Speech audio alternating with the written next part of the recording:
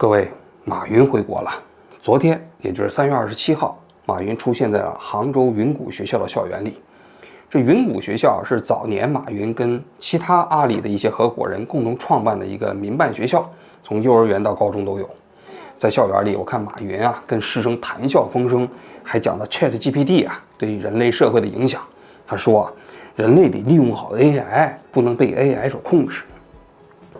这马云去云谷学校没有媒体报道。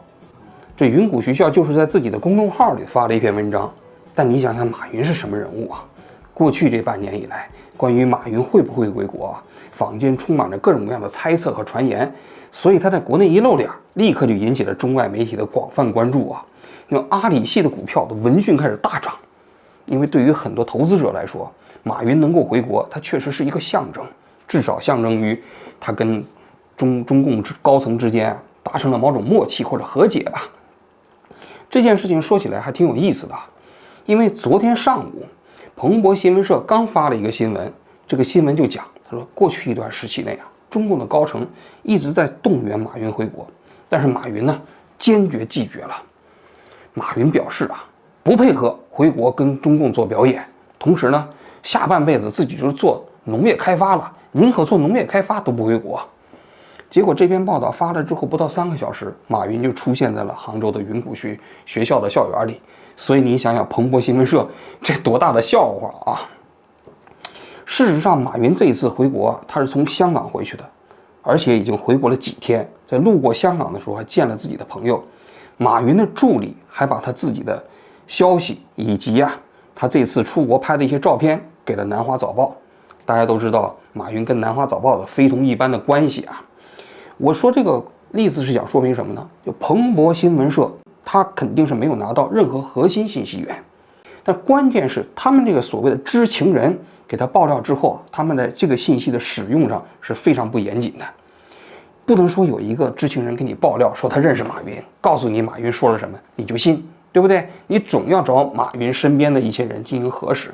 如果核实不了，这个新闻宁可不报，也不能轻易乱报，否则的话你肯定被打脸了。打脸的次数多了，可不就影响自己的公信力吗？而且事实上，就在彭博新闻发布之前，已经有杭州市的市民拍到了马云。因为当时马云坐在了一辆考斯特的汽车上，跟那个蚂蚁金服还有阿里的一些同伴在车上聊天。这个汽车在旁边路过的时候，看到了考斯特汽车里的马云，就用手机拍下了整个过程。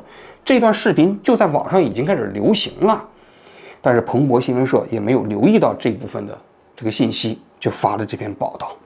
但是这样的报道发出来之后国内的媒体就开始耻笑很多人都说，你看这彭博新闻社反华媒体就造中国的谣，说马云不回国，马云这不是回国了吗？然后那个胡锡进是吧，雕盘侠跳出来了。胡锡进在马云回国这件事情上蹿下跳，他首先是翻墙跑到了这个推特上发消息说马云回国了。你想想，他一个退休老干部，他这个有什么权利翻墙他过去在环球时报当总编的时候，他在报社里头，他可以说他用 VPN。他现在都退休了，他在家里头翻墙肯定犯法呀。那他翻墙只有一个可能，就是受命到推特上去发消息。那你想想，他推特上发马云回国有什么意义正因为媒体到处都在报道，对不对？他让他出来讲马云回国了，就是想让他来说，彭博你们这些外电报道你们都掉坑里头了，你看到了吗？打你们脸。然后中文他发了2条，一条就是马云刚刚出现在云顶校园的时候，他迫不及待地发了一个照片。很快他又发了一个长文，这长文就讲到说马云是中国的民营企业家，世界各地转转，这很正常嘛。转完了之后，他的家在中国，他回来，这不也很正常吗？这胡锡进就是胡说八道。为什么说他是雕盘呢？就是在这儿。你想想，马云这次出国已经1年多的时间了，1年多的时间，他有2次路过香港，他都没有回国，而且他还在香港处理很重要的事情，跟内地有关的。春节也就是在香港过的。马云不是普通人他国内有那么多上市公司需要他参与决策和管理宁可到香港处理都不回国。你觉得这是一个正常出去走走？所以胡锡进就是胡说八道，他是雕盘侠，主动雕盘。咱们今天就来分析一下这个马云回国这件事情的来龙去脉啊。咱们在讲马云回国之前，咱们再先讲一讲他出国。因为马云为什么出国呢？其实大家基本都知道啊，是因为3年前，2020年的10月24号，蚂蚁金服即将上市，志得意满的马云呢，在上海外滩做了一个演讲。这演讲过程中，下面坐了很多银行的行长，也包括一些封疆大吏。马云当时多少有点飘了，就开始讲，他说中国的银行啊，金融行业没有系统性风险，因为就没有金融系统。同时呢，又讲现在的银行都是当铺心理，而且讲的了，创新就是有风险嘛，没有风险的创新，那叫什么创新呢？说真正有创新的这东西不怕监管，但是不要用昨天的方式来监管未来，基本上是对中国的金融行业进行开炮。因为他的蚂蚁金服要上市之后，他其实是想颠覆整个中国金融行业的，但是他这个演讲应该说触怒了中国的高层。他在10月24号演讲完了之后，10月31号，在双11的盛典上，他露了一面，从此他就消失了。11月2号，有关部门就开始约谈阿里、马云。12月又约谈了一次，到来年的4月份又约谈了一次，一共3次约谈。与此同时呢，有关部门就开始进驻阿里集团，对整个阿里集团进行调查。那过去的故事大家都知道了哈，那阿里又涉嫌到所谓的垄断，说2选1里头罚款，罚了多少钱？罚了180亿人民币啊！开玩笑呢，相当于给全中国人每人发15块钱啊！同时呢，对支付宝和这个阿里的治理结构进行了天翻地覆的整理，什么借呗、花呗就开始做品牌隔离，是吧？而且支付宝和这个阿里集团也要做清晰的这种隔离，所以啊，其实是在公司治理结构上开始对马云进行清算。而这个之后啊，马云就再也没有出现在公众的视野里头了，就连他那湖畔大学的名字都给凿掉了，湖畔大学也不见了，对吧？就变成了一个什么湖畔创投研究中心了。那么在这个情况下，国际社会都在传啊，马云已经被双规了，出不了国了，这种传言特别多。就在这种情况下，1年多前，马云出了国。所以我猜啊，马云出国也是跟有关部门啊其实协商好的，因为他出国其实也是在给国际社会一个信号，他还是可以出国的。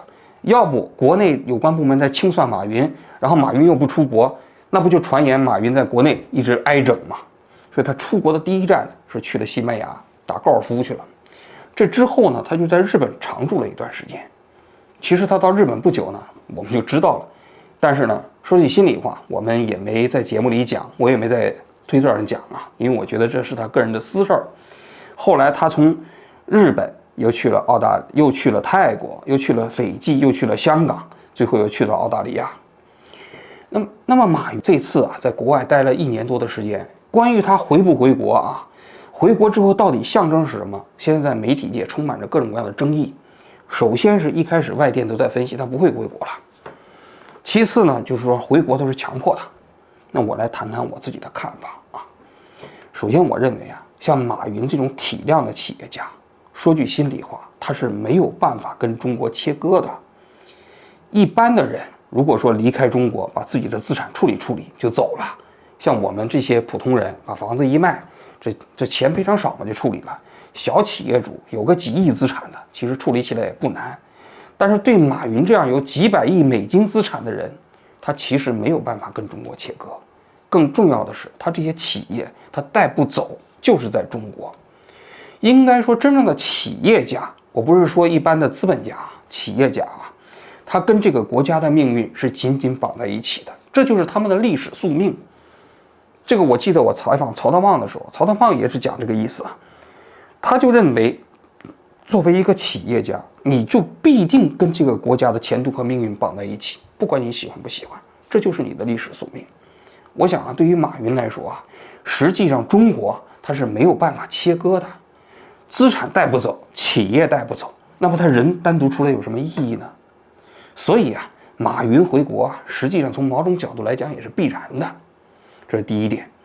第二点，那么马云回国是不是意味着中共对民营企业家啊就实现了和解了呢？或者说民营企业跟中共之间就和解了呢？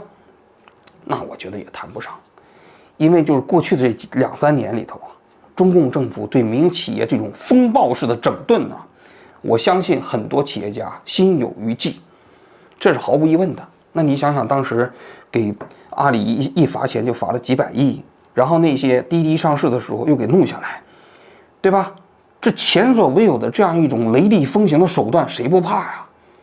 几百亿、几千亿的资产瞬间就灰飞烟灭了。那民营企业家，你想想，他跟中共之间，这个我觉得不是和解了，是屈服了。那么马云回去到底意味着什么呢？我个人觉得其实也非常简单，马云今天回国，其实就仅仅有一个象征的含义了。因为在马云出国的这1年多的时间内啊，阿里集团已经彻底完成了去马云化。而且说句心里话，马云也可能在去马云化的过程中啊，资产呢受到了巨大的损失。大家来看一下，听我来分析一下啊。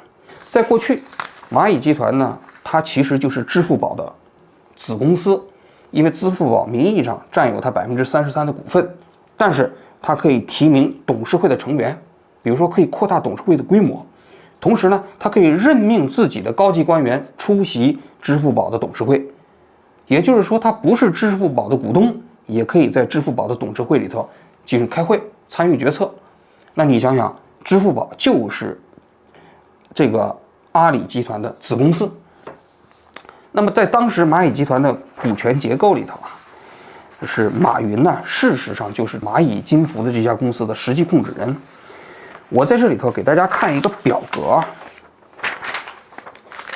这个表格啊是蚂蚁集团过去的股权结构，也就是蚂蚁集团上面有一家叫杭州云柏投资咨询有限公司，这家公司下面呢又控股了2家公司，一家叫君汉，一家叫君奥。这2家公司合并持有蚂蚁科技集团股份有限公司大概是53%的股份。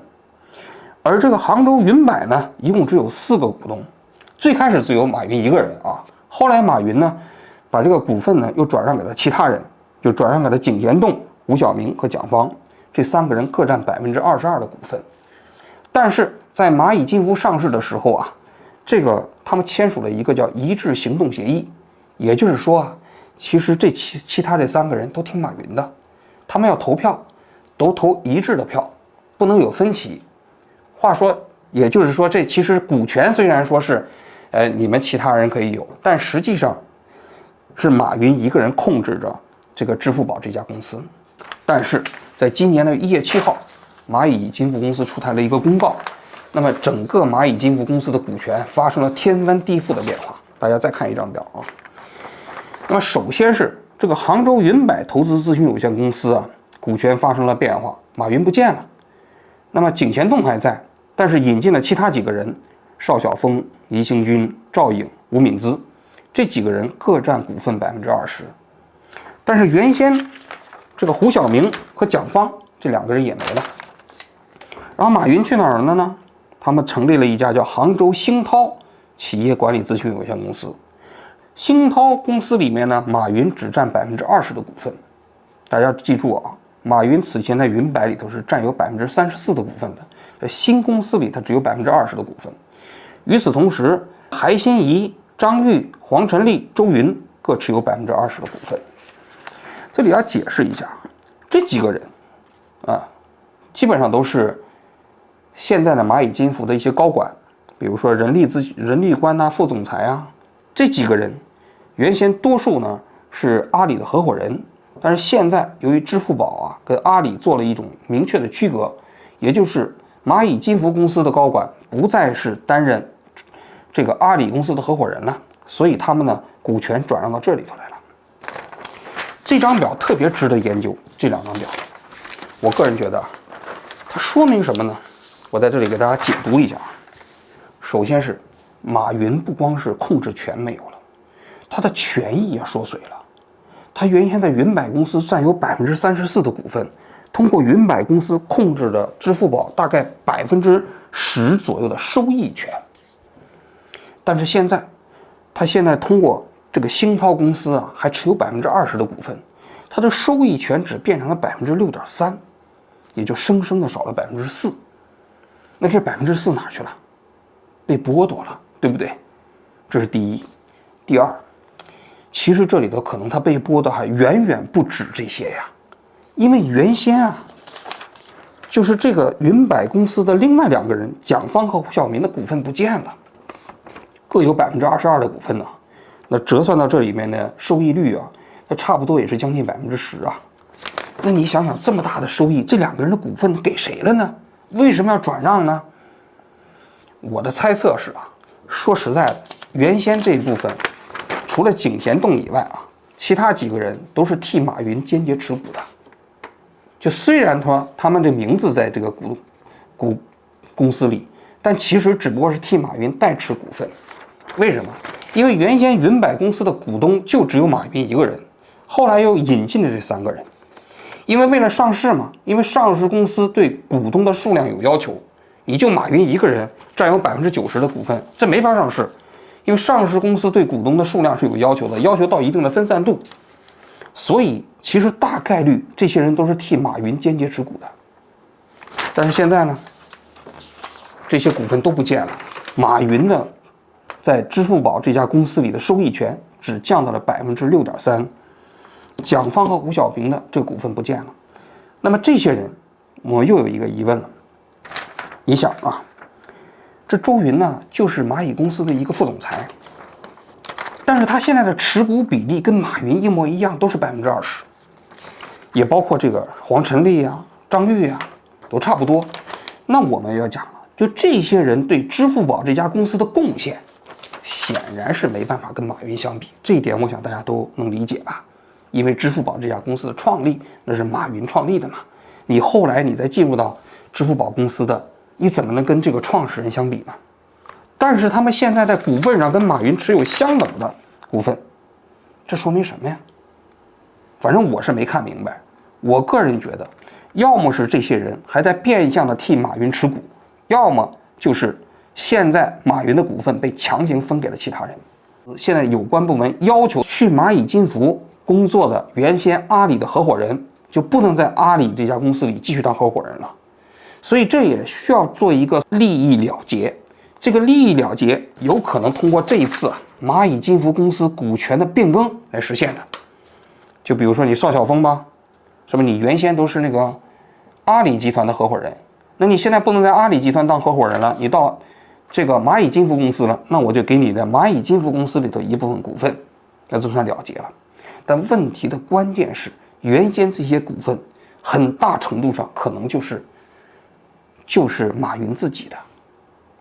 如果这个猜想成立的话，等于说马云不光是在这一轮改革过程中间被去马云化了，更重要的是他的资产也被肢解了。就即便是从简单的股权结构上来看，它的收益权也从过去的11%左右变成了6.3%。这个协议是今年1月7号公布的，当时应该马云就是在香港签署的这份协议。这份协议签署之后，马云应该说对于支付宝公司不但没有支配权了，就变成了一个普通的财务投资者，因为他不是蚂蚁金服这家公司董事会的成员。而且现在为了防止蚂蚁金服这些股东之间会有所谓的利益勾兑，还专门签订了一个协议，就是股东之间不谋求一致行动，然后采取这个所谓共同投票行为。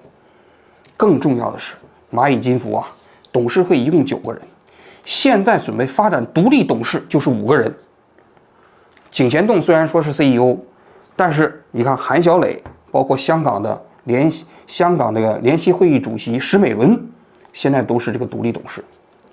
所以对于有关部门来说，就是要把支付宝这家公司改造成一个彻彻底底的公众公司，它可以控制的公众公司。马云必须从这家公司里彻底消失，而且通过这个改革之后啊，马云也彻底从支付宝这家公司里消失了。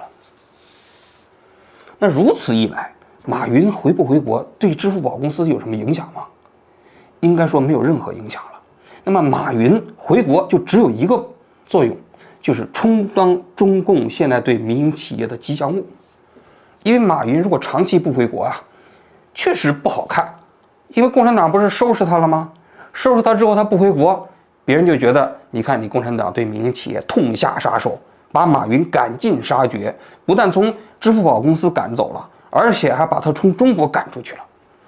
所以现在需要马云回国，就是需要马云回国之后充当一个吉祥物，跟有关部门证明，你看我回来了，而向国际社会证明，你看，其实这个我们对民营企业家之间关系还不错。虽然说我收拾他了，但是是出于公众的利益。你看他不光是口服，他也心服啊。他要不心服的话，他怎么回来呢？当然，马云到底心不心服，这个其实不重要，重要的是他回去了。他回去的本身也就成了一个象征，也仅仅是个象征。大家想一想啊，马云回国之后啊，他第一次露脸，既不是在阿里的董事会，也不是在他所谓的什么支付宝公司，他去一个云谷学校里去露脸，啥意思啊？马云不是很多年他就说过吗？他退休之后就想当马老师，他这夙愿快实现了。他回去之后，他第一次露脸也是精心选择的，就是去学校露个脸。因为其实他现在去蚂蚁金服的公司啊，已经变得很敏感了，他去不了，他就是一个财务投资者。说句心里话，挺悲凉的。节目的最后啊，我想说啊，中共如果真的想啊取信于民营企业家啊，取信于世人呐，不是说要把这些民营企业家从国外给整回去。真正的标准有两个：第一，让这些企业家真的在企业里有控制权，比如说像马云，比如说像刘强东，比如说像黄峥，比如说像张一鸣，他真的可以在自己的企业里头拥有决策权，而不是说吓得现在纷纷从企业里跑走。如果一个企业家不能在自己的企业里头拥有决策权，就什么都等于零。当然了，政府对一些特殊行业当然可以监管，比如说金融行业，但这种监管本身必须是合法合规的。你不能说是这个企业家搞了一个演讲，你不高兴了，你就说他垄断，然后呢，他在企业里的所有的经营权、决策权就全部被剥夺了。如果这样的一个趋势不被遏制的话，我相信任何一个企业家面对中共这样一个强大的政权，就只有害怕，只有屈服，不可能有信服。这第一点。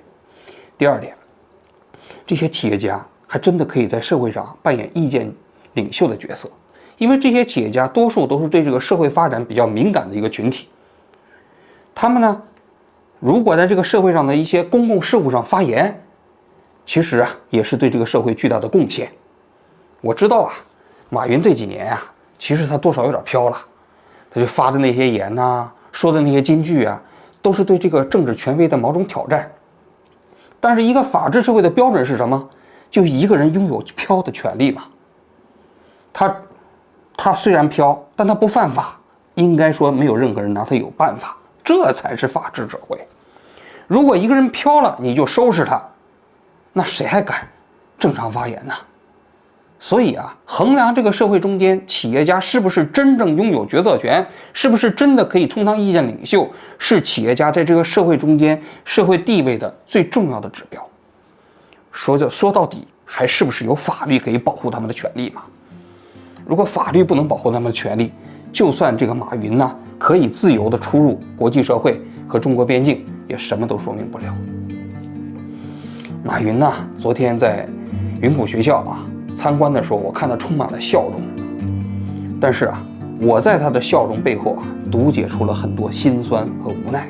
我不知道各位啊是作何感想。好，我今天就讲到这里，谢谢大家。